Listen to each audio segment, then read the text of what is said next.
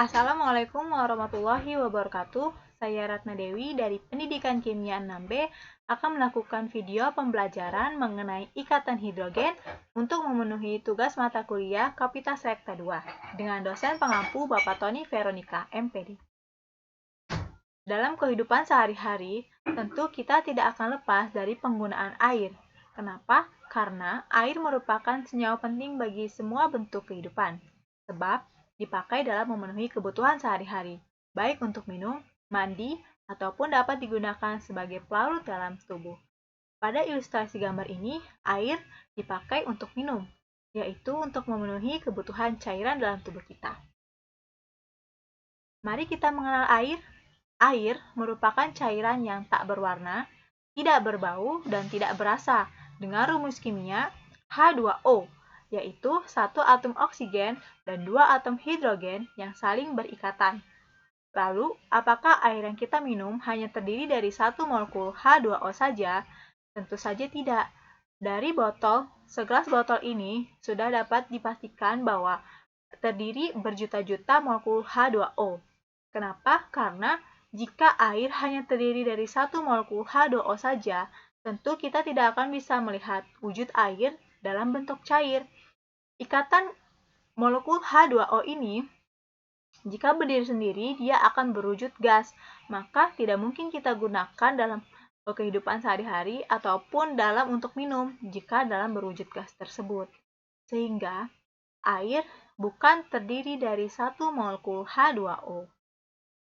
Air terdiri dari berjuta molekul H2O. Jika kita melihat pada ilustrasi gambar, dari segelas air saja, pada satu titiknya sudah begitu banyak terdapat molekul H2O. Molekul H2O terdapat dalam air ini saling berinteraksi satu sama lain. Interaksi ini terjadi membuat air menjadi benda cair yang dapat kita minum dan dapat kita lihat. Interaksi ini bukanlah sebuah ikatan loh, tetapi merupakan sebuah gaya antar molekul. Kita lihat gambar molekul H2O dengan molekul H2O yang lain yang saling bersinggungan membentuk ikatan hidrogen. Interaksi molekul H2O ini dengan interaksi molekul H2O yang lain disebabkan oleh adanya ikatan hidrogen. Lalu ikatan hidrogen itu apa sih? Nah, ikatan hidrogen itu terbentuk dari molekul H2O dengan molekul H2O yang lain, di mana dari satu atom hidrogen pada molekul H2O itu yang lebih elektropositif berikatan dengan atom oksigen yang lebih elektronegatif pada molekul yang lain, sehingga terbentuk ikatan hidrogen pada garis kuning ini atau garis putus-putus ini. Ikatan hidrogen secara umum dapat diartikan sebagai interaksi elektrostatik antar atom H yang berikatan dengan atom elektronegatif, yaitu nitrogen, oksigen, dan fluor pada molekul lain. Dalam kasus air ini, atom hidrogen yang lebih elektropositif akan berikatan dengan atom oksigen yang lebih elektronegatif. Untuk lebih jelasnya, mari kita lihat video bagaimana terbentuknya ikatan hidrogen pada molekul air. Dalam molekul H2O yang terdapat dalam air, terjadi polarisasi, di mana atom hidrogen ini akan lebih elektropositif dan atom oksigen berwarna biru ini akan lebih elektronegatif. Bertemu dengan molekul H2O yang lain akan membentuk suatu ikatan hidrogen yang merupakan bentuk gaya antar molekul, yaitu atom hidrogen berwarna merah dan atom oksigen yang berwarna biru ini. Dengan berinteraksinya molekul H2O dalam satu gelas itu, akan kita temui air dalam bentuk cair. Itulah mengapa adanya ikatan hidrogen ini kita dapat melihat air dalam bentuk cair. Lalu, seperti apa sih pengaruh ikatan hidrogen itu terhadap sifat zat? Pengaruh adanya ikatan hidrogen terdapat pada sifat zat itu ditandai dengan tingginya titik didih pada air. Terdapat pada gambar dilakukan perlakuan pemanasan, yaitu dengan mendidihkan air.